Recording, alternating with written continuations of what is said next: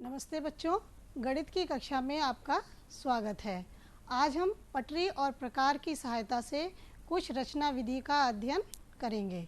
पिछली कक्षा में रचना से संबंधित कुछ बातें आप सीख चुके हैं, जिन्हें हम आज यहाँ पर दोहराते हैं। पहला पॉइंट है हमारा बिंदु। किसी तल पर अंकित वह चिन्ह जिसमें ना तो लंबाई होती है और ना चौड़ाई होती है, बिंदु कहलाता है। इसे हम संकेत से दर्शाते हैं। दूसरा है हमारा रेखा। अनंत बिंदुओं से मिलकर बना किसी तल पर वह चिन्ह जिसमें केवल लंबाई होती है और चौड़ाई नहीं होती है, रेखा कहलाती है। रेखा सीधी होती है जिसकी दोनों दिशाओं में विस्तार अपरिमित रहता है, यानी आप उसे दोनों दिशाओं में बढ़ा सकते हैं। रेखा में अंत्य बिंदु नहीं होता है। तीसरा पॉइंट है हमारा रेखाखंड। रेखाखंड रेखा का एक भाग होता है जिसकी लंबाई निश्चित होती है। अन्य शब्दों में रेखा का वह भाग जिसके दो अंत्य बिंदु होते हैं, वह रेखाखंड कहलाता है। आज हम रेखाखंड से संबंधित कुछ रचनाएं यहाँ पर सीखेंगे। इसमें हमारा पहला है दिए हुए रेखाखंड को समद्विभाजित करना। हमें ज्ञात है कि हमारा एक रेखाखंड AB है और हमें रचना करनी है रेखाखंड AB की समद्विभाजक रेखा की। तो आइए पहले हम इसको चित्र के द्वारा सीखते हैं कि हम एक रेखाखंड को समद्विभाजित कैसे करते हैं। सबसे पहले हमने एक रेखाखंड AB खींची। कॉपी पर आप पहले पेंसिल से एक रेखाखंड खींचेंगे और रेखाखंड में आपने नाम लिखा A और B। दूसरा हम करेंगे रेखाखंड AB की, ये जो हमारा रेखाखंड है, इस AB की आधे से अधिक दूरी की त्रिज्या लेकर रेखाखंड के अंत्य बिंदु A को केंद्र मानकर प्रकार की सहायता से एक अर्धवृत्ताकार चाप A1 खींचिए। मान लीजिए ये आपका एक प्रकार है, ये आपका रेखाखंड है। इस रेखाखंड की आधे से अधिक दूरी लेकर, अंदाज से आधे से अधिक दूरी आप प्रकार में लेंगे, बिंदु A को केंद्र मानकर एक चाप लगाएंगे। ये इस चाप का नाम हमने लिखा है A1। इसके बाद उसी दूरी से, जो दूरी आपने पहले प्रकार में ली थी, उस दूरी को परिवर्तित नहीं करना है। उसी दूरी से अब हम बिंदु B को केंद्र मानकर एक दूसरा चाप लगाते हैं और एक दूसरा चाप लगाएंगे। और ये दोनों चाप, पहला चाप था हमारा A1 और दूसरा चाप हमारा A2 दिखाई देता है। ये दोनों चाप एक दूसरे को E और F पर काटते हैं। पहला चाप आपने इधर से घुमाया, दूसरा चाप बिंदु B को केंद्र मानकर इधर से घुमाया। चाप जो आपने लगाया उसमें चाप में की दूरी में कोई परिवर्तन नहीं करना है। दोनों चाप एक दूसरे को E और F बिंदु पर काटते हैं। इसके बाद हम E और F को मिलाते हैं। मिलाने पर जब हम E और F को मिलाते हैं, EF AB रेखाखंड को बिंदु M पर काटता है। यह है आपका बिंदु M पर काटता है। यदि आप स्केल की सहायता से AM दूरी को और BM दूरी को नापेंगे तो ये दोनों दूरी आपकी आपस में बराबर आती हैं। जिस क्रम में हमने इस रचना को पूरा किया है, इसी क्रम में ही हम रचना को क्रम वाइज लिखते जाते हैं और यही हमारे रचना के चरण कहलाते हैं। इस तरीके से आपकी ये जो रचना थी ये पूरी होती है। लेकिन अब हम इस रचना को पटरी और प्रकार की सहायता से पेपर पर बनाते हैं। ये हमारा जो है हम सबसे पहले करेंगे, एक रेखाखंड हमने AB खींची, इसका नाम लिखा हमने A और ये हो गई हमारी B। दूसरा चरण था हमारा रेखाखंड AB की आधे से अधिक दूरी हम प्रकार में लेते हैं। तो हमने ये अपना अंदाज से देखा और आधे से अधिक दूरी हमने इस प्रकार में ले ली। आधे से अधिक दूरी लेने के बाद रेखाखंड AB के दोनों तरफ एक अर्धवृत्ताकार चाप लगाते हैं। इसी दूरी से बिंदु B को केंद्र मानकर एक दूसरा चाप लगाते हैं रेखाखंड AB के दोनों तरफ। ये दोनों चाप एक दूसरे को बिंदु E और F पर काटते हैं। जहाँ पर ये दोनों चाप एक दूसरे को काटते हैं उसे हम स्केल की सहायता से मिला देते हैं। ये हमने इसको मिला दिया। मिलाने पर ये EF रेखा AB को बिंदु M पर काटती है। अगर हम AM दूरी को और BM दूरी को नापते हैं तो AM हमारा बराबर आता है BM के। या तो आप इसको नाप कर भी देख सकते हैं। यहाँ पर हमने जो रेखाखंड लिया था वो है हमारा 8 सेंटीमीटर। और देखिए यहाँ पर अगर आप ध्यान से देखेंगे तो AM दूरी हमारी आ रही है 4 सेंटीमीटर और आपकी BM दूरी यहाँ से यहाँ तक भी आ रही है 4 सेंटीमीटर। इस आधार पे हम कह सकते हैं कि हमारा जो रेखाखंड है वो समान दो भागों में विभाजित होता है। तो ये आप रचना करनी सीख चुके होंगे। आइए अब हम आगे देखते हैं। ये हमारा एक सवाल है। इसमें 3 सेंटीमीटर का एक वृत्त है जिसका केंद्र O है। 3 सेंटीमीटर त्रिज्या का एक वृत्त है जिसका केंद्र O है। इसमें दो जीवाएं हैं AB और CD जो आपस में समांतर ना हो, यानी कि जो हम दो जीवाएं खींचेंगे उनके बीच की दूरी आपस में बराबर ना हो। इन जीवाओं के लंब समद्विभाजक खींचिए। जिस तरीके से हमने अभी पहली रचना की थी उसी आधार पर इन जीवाओं को हमें क्या खींचना है, इनके लंब समद्विभाजक, यानी कि जो जीवाएं हैं उनको समान दो भागों में बांटना है। और ये दोनों समद्विभाजक किस बिंदु पर काटेंगे, ये जब आप पूरी रचना करेंगे तो आप देख पाएंगे कि ये जो दोनों समद्विभाजक हैं ये किस बिंदु पर आकर मिलते हैं। तो पहले इसको भी हम चित्र के माध्यम से सीखते हैं। तो सबसे पहला है हमारा 3 सेंटीमीटर त्रिज्या का एक वृत्त खींचना। प्रकार में हम 3 सेंटीमीटर त्रिज्या की दूरी लेंगे। एक जहाँ पे हम प्रकार को रखते हैं वो वृत्त का केंद्र है और एक वृत्त खींचते हैं। ये आपका वृत्त हो गया। दूसरी लाइन ये कहता है कि इसमें दो जीवाएं खींचनी है A, B और CD। लेकिन जीवाएं खींचते समय हमें केवल ये ध्यान रखना है कि इनमें ये समांतर नहीं होनी चाहिए, इनके बीच की दूरी सब जगह बराबर नहीं होनी चाहिए। तो हमने एक जीवा खींच दी AB और दूसरी खींच दी CD। अब हमें करना है इन दोनों जीवाओं के समद्विभाजक। देखिए इसे हम कैसे करते हैं। पहले हमने जीवा AB की समद्विभाजक खींची। कैसे खींचेंगे, जैसे हमने पहली रचना की थी। AB की आधे से अधिक दूरी लेकर बिंदु A को केंद्र मानकर एक चाप लगाया और रेखाखंड AB के दूसरी तरफ भी एक चाप लगाया। उसी दूरी से बिंदु B को केंद्र मानकर एक चाप लगाया और दूसरा चाप लगाया। ये दोनों चाप एक दूसरे को काटते हैं। किस बिंदु पर काट रहे हैं, M और N बिंदु पर काटते हैं और इनको हमने मिला दिया। सेम जैसा आपने इसमें किया है बिल्कुल ऐसे ही हमें CD रेखा को भी समद्विभाजित करना है। CD रेखा को समद्विभाजित करने के लिए भी हम क्या करेंगे, प्रकार में CD रेखा की आधे से अधिक दूरी प्रकार में हम लेते हैं और बिंदु C को केंद्र मानकर CD के दोनों तरफ हम एक चाप लगाते हैं। उसी दूरी से बिंदु D को केंद्र मानकर दूसरी तरफ चाप लगाते हैं। चाप लगाने पर दोनों चाप R और L बिंदु पर काटते हैं और इनको हमने मिला दिया। अब आप देखेंगे जो हमने AB रेखा को समद्विभाजित किया था उसके बाद CD बिंदु को हमने समद्विभाजित किया।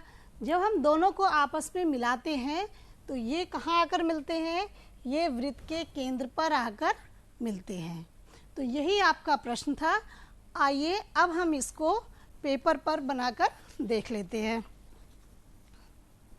ये हो गया हमारा प्रकार। प्रकार में हमें लेना है 3 सेंटीमीटर की त्रिज्या। तो आप जो है स्केल रखिए और आराम से इसको 3 सेंटीमीटर की हमने एक त्रिज्या ले ली। त्रिज्या लेने के बाद 3 सेंटीमीटर त्रिज्या का हमने एक वृत्त खींचा।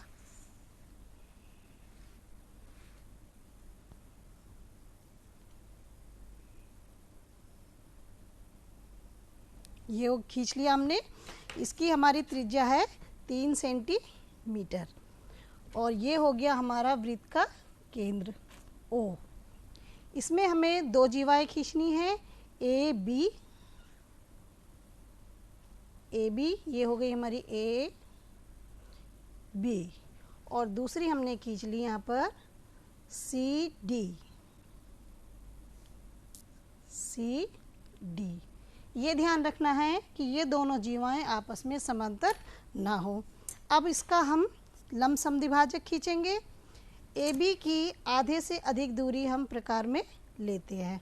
अंदाज से हमने ए बी की आधे से अधिक दूरी ले ली और ए बी के दोनों तरफ चाप लगाते हैं। उसी दूरी से, दूरी में कोई चेंज नहीं करना है, उसी दूरी से बिंदु बी को केंद्र मानकर रेखाखंड ए बी के दोनों तरफ चाप लगाते हैं। ये दोनों चाप हमारे किस बिंदु पर मिल रहे हैं? एम और एन। तो हमने इसका नाम लिख दिया है एम और एन। इनको हम आपस में मिला देते हैं।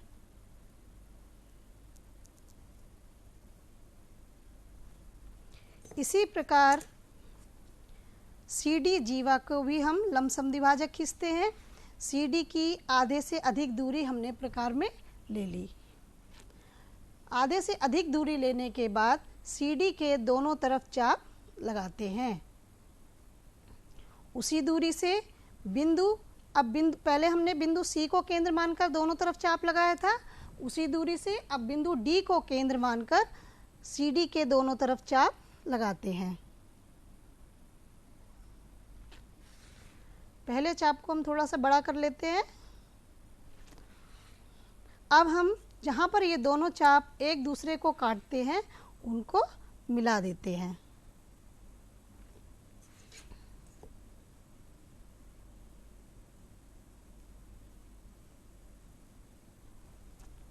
मिलाने पर आप देखेंगे कि रेखाखंड AB का जो हमने समद्विभाजक MN खींचा था और CD का जो समद्विभाजक खींचा है हमने R और L, इसका नाम हम दे देते हैं R और L। ये जब हम इनको आगे बढ़ाते हैं तो ये दोनों समद्विभाजक वृत्त के केंद्र पर आकर मिलते हैं। यही क्वेश्चन में पूछा भी गया था कि अगर आप इन दोनों के समद्विभाजक खींचते हैं तो ये दोनों आकर कहाँ पर मिलते हैं। आइए अब हम अगला देखते हैं। हमारी दूसरी रचना है रेखाखंड पर स्थित किसी बिंदु पर लंब खींचना। हमें इसमें क्या क्या ज्ञात है? एक रेखाखंड AB और उस पर स्थित बिंदु P है। पहले निर्णय में हमारा दिया हुआ है रेखाखंड पर स्थित किसी बिंदु पर लंब खींचना। तो हमने रेखाखंड AB खींच ली और उस पर हमने एक बिंदु ले लिया और उसका नाम हमने लिख दिया P। जब आप रचना करेंगे तो ये नाम आप अपनी मर्जी से भी ले सकते हैं, लेकिन आपको पता होना चाहिए कि रेखाखंड का नाम हमेशा कैपिटल, इंग्लिश के कैपिटल लेटर से ही लिखा जाता है। तो हमने ले लिया यहाँ रेखाखंड AB और इस पर हमारा बिंदु हो गया P। और अब हमें इस पर रचना करनी है बिंदु P से रेखाखंड AB पर लंब खींचना। इसे भी पहले हम चित्र के माध्यम से सीखते हैं। ये हमारी रेखाखंड थी AB पर एक बिंदु हमने लिया P। प्रकार में कोई भी त्रिज्या लेकर बिंदु P को केंद्र मानकर, जैसे आपका यहाँ लिखा भी है रेखाखंड AB पर स्थित बिंदु P को केंद्र मानकर किसी त्रिज्या से एक चाप खींचिए। यानी प्रकार में आपने कोई दूरी ले ली, बिंदु P को केंद्र मानकर आपने प्रकार घुमाया। जब आप प्रकार घुमाते हैं तो ये रेखाखंड AB को L और M बिंदु पर काटता है। आपने प्रकार घुमाया और इसने रेखाखंड AB को L और M बिंदु पर ये काटता है। बिंदु L को केंद्र मानकर जो आपने पहली रचना की थी उसी रचना पर आपको सोचना है कि आपने कैसे किया था। बिंदु L को केंद्र मानकर आपको एक चाप लगाना है, लेकिन चाप लगाते समय आपको प्रकार में दूरी कितनी लेनी है? L और M की आधे से अधिक दूरी लेनी है। L और M के आधे से अधिक त्रिज्या लेकर आप एक चाप लगाएंगे।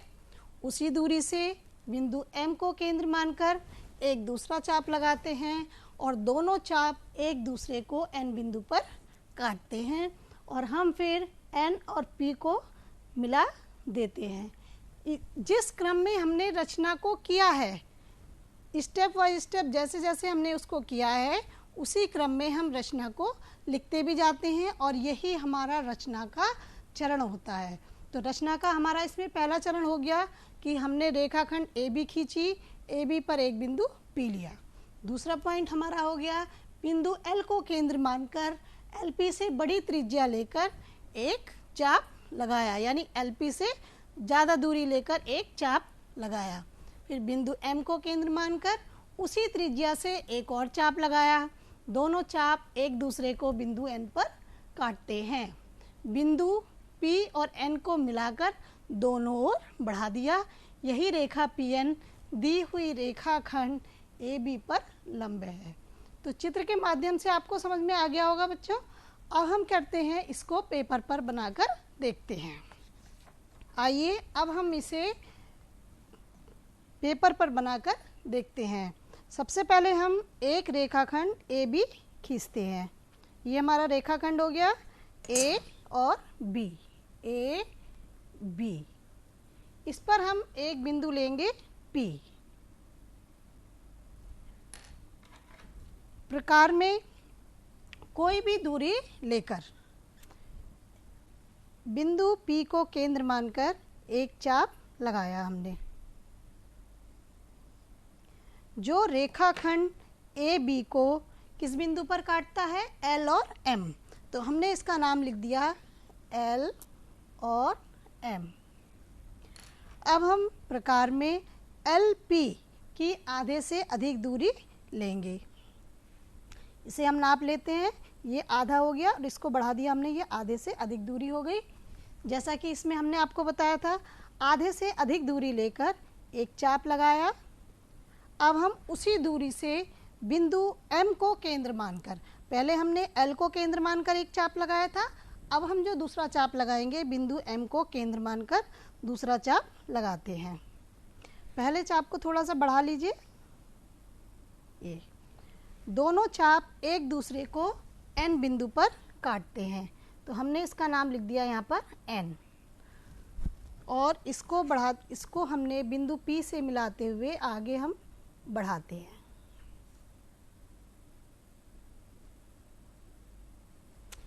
हमने बिंदु P से बढ़ाते हुए इसको आगे बढ़ाया। इस प्रकार हम देखते हैं कि जो हमारा रेखाखंड AB था उस पर एक बिंदु P दिया हुआ था और इस बिंदु P से हमने इस रेखाखंड पर एक लंब समद्विभाजक खींच दिया है। आइए अब हम इसके आगे दूसरी रचना देखते हैं। रेखाखंड से बाहर स्थित बिंदु से रेखाखंड पर लंब खींचना। जो हमने पहले रचना की थी वो रेखाखंड पर स्थित बिंदु था। अब हम जो रचना करेंगे वो है रेखाखंड के बाहर कोई बिंदु लेना है हमें। तो हमें क्या क्या ज्ञात है कि रेखाखंड AB है और इसके बाहर कोई बिंदु P स्थित है। रचना करनी है रेखाखंड AB पर बिंदु P से लंब की। पहले हम इस रचना को भी चित्र के माध्यम से सीखते हैं। हमने रेखाखंड AB खींची। रेखाखंड AB के बाहर हमने एक बिंदु P लिया।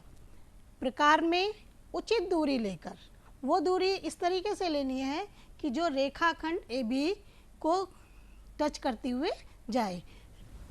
बिंदु P को केंद्र मानकर एक चाप लगाया। जो चाप L और M रेखाखंड AB को L और M बिंदु पर काटता है। इसके बाद L और M की आधे से अधिक दूरी लेकर हम एक चाप लगाते हैं। कहाँ से लगाएंगे? बिंदु L को केंद्र मानकर। दूसरा चाप हम बिंदु M को केंद्र मानकर लगाते हैं और दोनों चाप एक दूसरे को K पर काटते हैं। फिर हम इसको P और K को आपस में मिला देते हैं। आइए अब हम इस रचना को पेपर पर बनाकर देखते हैं। हमने एक रेखा खींची AB, ये हमारी एक रेखाखंड हो गया AB। इसके बाहर हमने एक बिंदु लिया P। प्रकार में उचित दूरी लेकर बिंदु P को केंद्र मानकर एक चाप लगाते हैं। ये चाप रेखाखंड AB को L और M बिंदु पर काटता है। इसका नाम लिख दिया हमने L और M। L और M। L M की आधे से अधिक दूरी अब हम प्रकार में लेते हैं और एक दूसरा चाप रेखाखंड के P, जो बिंदु हमने P लिया था उसके विपरीत दिशा में लगाते हैं।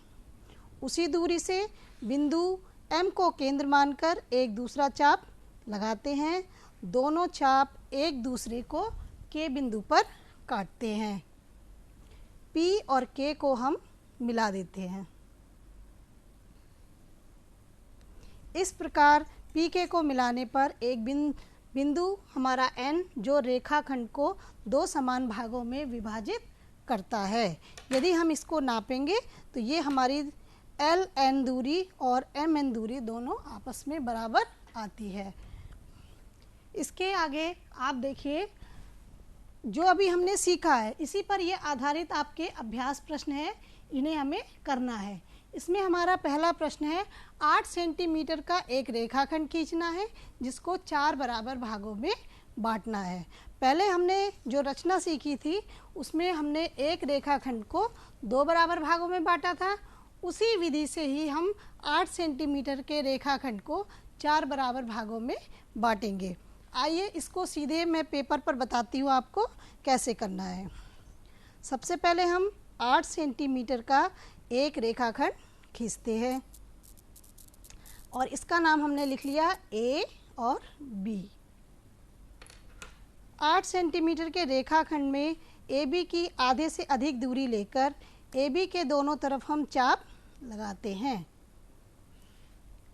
फिर उसी दूरी से बिंदु B को केंद्र मानकर रेखाखंड AB के दोनों तरफ चाप लगाते हैं।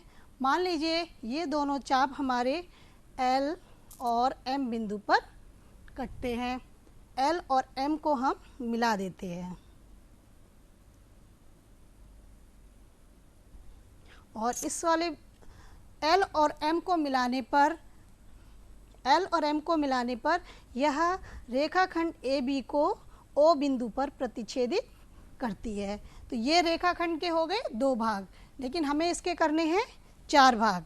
तो इसके लिए अब हम क्या करेंगे कि अब हम दूसरा करेंगे कि रेखाखंड हो गया हमारा, 2 रेखाखंड बन गए AO की आधे से अधिक दूरी अब हम प्रकार में लेंगे और AO के दोनों तरफ हम चाप लगाते हैं। उसी दूरी से अब बिंदु B को O को केंद्र मानकर भी हम दोनों AO के दोनों तरफ चाप लगाते हैं और ये दोनों चाप जहाँ पर कटते हैं हम उनको आपस में मिला देते हैं और इसका नाम आप लिख सकते हैं, अपनी इच्छा अनुसार कुछ भी लिख दीजिए। हमने मान लिया, ये हमने लिख दिया कि ये AO रेखाखंड को बिंदु C पर प्रतिच्छेदित करती है। अब हम रेखाखंड BO को भी समान 2 भागों में बांटते हैं। BO की आधे से अधिक दूरी प्रकार में लेकर रेखाखंड BO के दोनों तरफ चाप लगाते हैं। उसी दूरी से O को केंद्र मानकर भी हम रेखाखंड BO के दोनों तरफ चाप लगाते हैं और ये दोनों चाप जहाँ आपस में कटते हैं उन्हें हम मिला देते हैं। और मान लीजिए कि ये जो हमारे जो चाप आपस में कटते हैं ये रेखाखंड BO को T बिंदु पर प्रतिच्छेदित करते हैं। इस प्रकार आप देखेंगे कि हमारा जो ये रेखा थी ये 4 भागों में बट गई, AC, CO, OD और DB। अब इसके बाद हमारा दूसरा प्रश्न है 5 सेंटीमीटर रेखाखंड एम एन खींचिए। हमने एक रेखाखंड खींच ली 5 सेंटीमीटर की।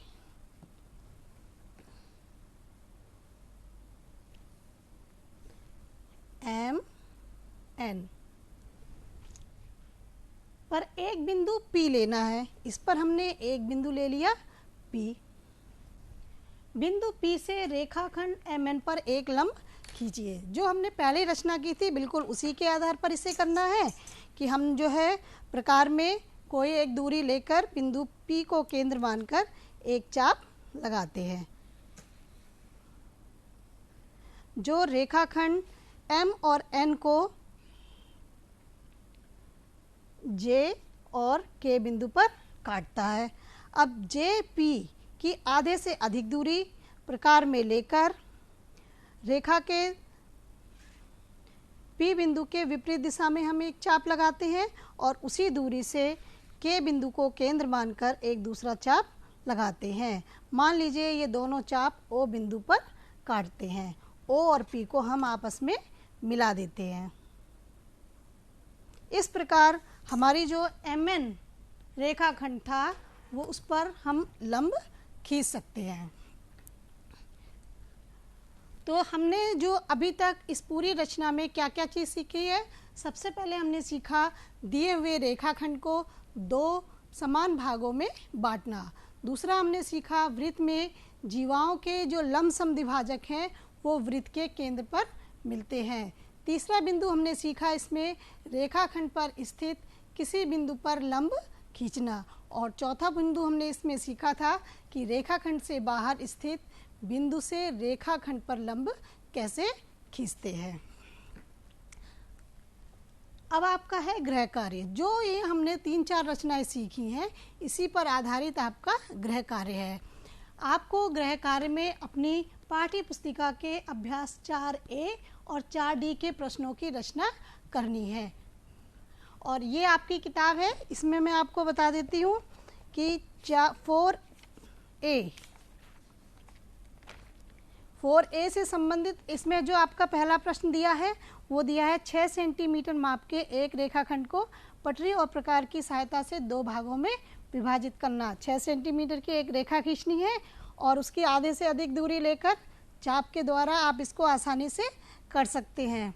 इसमें जो एक 5वां क्वेश्चन है 4 सेंटीमीटर का एक रेखाखंड PQ खींचिए। 4 सेंटीमीटर का आप एक रेखाखंड खींचेंगे, इसका लंब अर्धक कीजिए। लंब अर्धक आप आसानी से कर सकते हैं। जो रेखा PQ को बिंदु D पर काटता है, क्या PD और QD आपस में बराबर हैं?